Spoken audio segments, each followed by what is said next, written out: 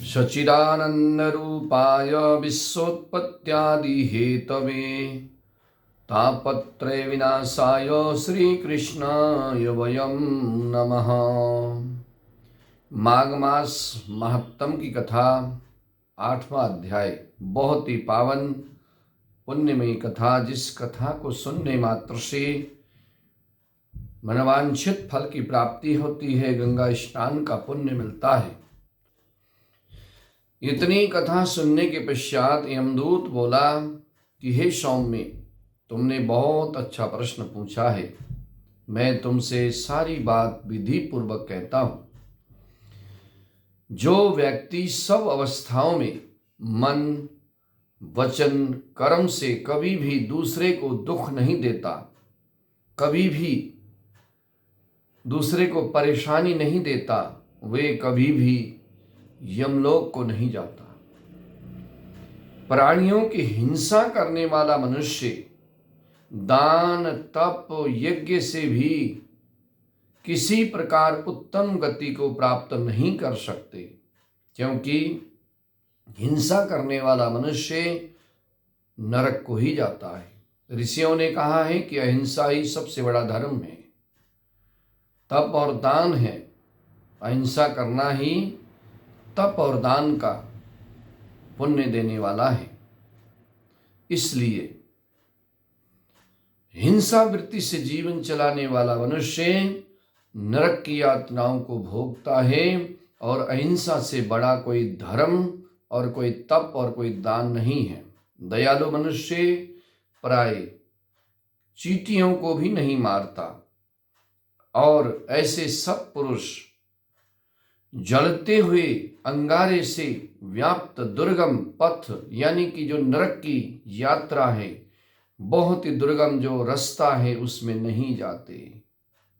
और जो मनुष्य अपने भोजन के लिए जल व थल के प्राणियों को मारते हैं, जैसे खाने के लिए जीव जंतुओं का नाश करते हैं, जीव जंतुओं को मारते हैं, वे जो है भयानक नरक में जाकर के यातना भोगते हैं। जहां पर पीक और खून बहता है, ऐसी बैतड़ी नदी में जाकर गिरते हैं। विषैले जंतुओं के द्वारा उनको कटवाया जाता है। महाभयानक कष्टों को नरक में भोगते हैं। इस तरह से यातनाओं को भोगते हैं। एक नरक से निकल करके दूसरे नरक में जाते हैं। बहुत सी नरक की यातनाओं को भोगते हुए फिर वे जो है सैकड़ों जन्मों में स्थावर आदि योनि, जो चल फिर ना सकने वाली वृक्ष आदि की योनि में जाते हैं। हिंसा वृत्ति करने वाला व्यक्ति जब मानव का शरीर लेकर के आता है, या तो जन्म से अंधा होता है, दरिद्र होता है, अंगहीन होकर जन्म लेता है। इसलिए हे वैश्य, दोनों लोकों में सुख चाहने वाले मनुष्य को चाहिए मन, कर्म और वचन से कभी भी किसी दूसरे का जो है नुकसान ना करें, किसी को परेशान ना करें, क्योंकि हिंसक लोगों को जो है दोनों लोकों में सुख नहीं मिलता। जो किसी प्राणी की हत्या नहीं करते, जो कभी किसी को परेशान नहीं करते, उनको जो है कभी नरक की यातना नहीं भोगनी पड़ती।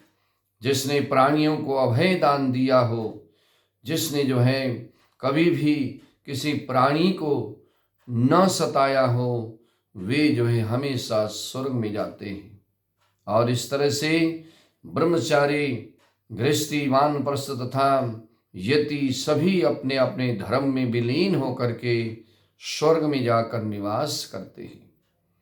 जो इच्छा पूर्ति के लिए जलाशय इत्यादि बनवाते हैं, यज्ञ करते हैं, सदैव दया करते हैं, वो यमलोक में नहीं जाते। जो ब्रह्मचारी हैं, वेद पाठी हैं, अग्निहोत्री हैं, अग्नि हवन करने वाले, वो हमेशा स्वर्ग में निवास करते हैं।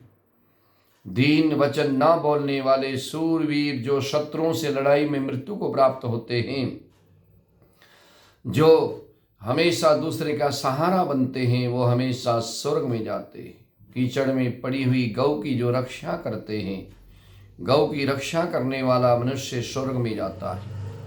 जो मनुष्य कुआं बनवाता है, तालाब बनवाता है लोगों के लिए, जो मनुष्य छाया देने वाले अच्छे अच्छे वृक्ष लगवाता है, पीपल, नीम, बरगद, आंवले का, ऐसे जो है पौधे पेड़ लगाने वाला, उनकी रक्षा करने वाला मनुष्य हमेशा संसार में सुख भोग करके अंत में स्वर्गलोक की प्राप्ति करता है।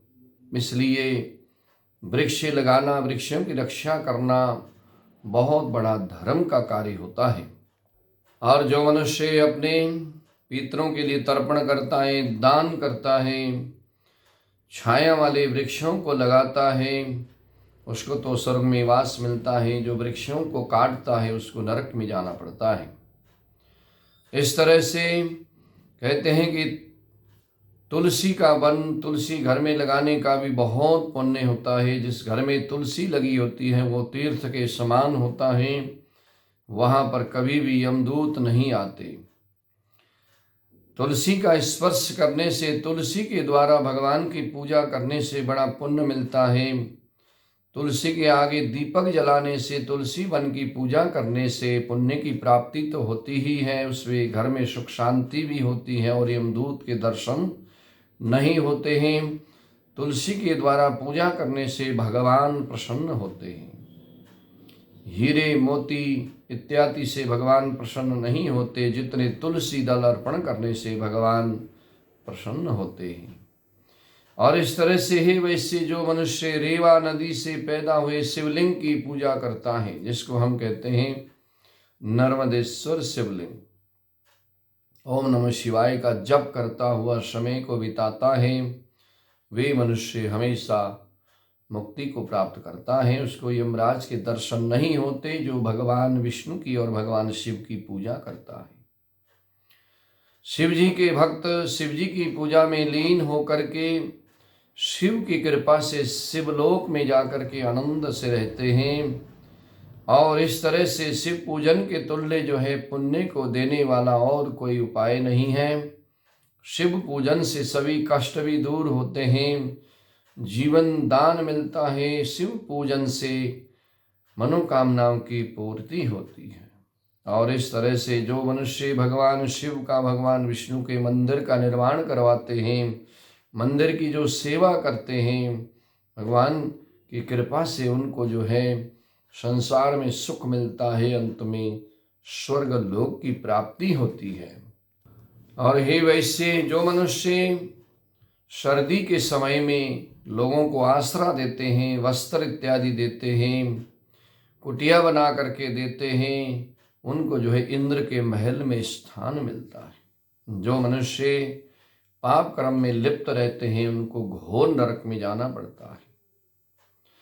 इस तरह से जो मनुष्य भगवान की पूजा में दिन रात आनंद के साथ, श्रद्धा के साथ भगवान की पूजा में लीन रहता है, वे मनुष्य हमेशा स्वर्ग को जाता है। जो बगीचा लगवाते हैं, बगीचा बनाते हैं, जो बड़े बड़े पेड़ लगाते हैं, जो धर्मशालाएं बनाते हैं, लोगों के विश्राम के लिए स्थान बनाते हैं, जो मनुष्य माता पिता की सेवा करते हैं, अतिथियों का सत्कार करते हैं, जो मनुष्य माघ महीने में गंगा स्नान करते हैं, जो दीप दान करते हैं, वे जो है हमेशा स्वर्ग में जाकर के वास करते हैं।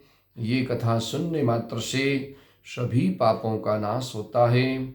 आनंद कंद भगवान की जय हो।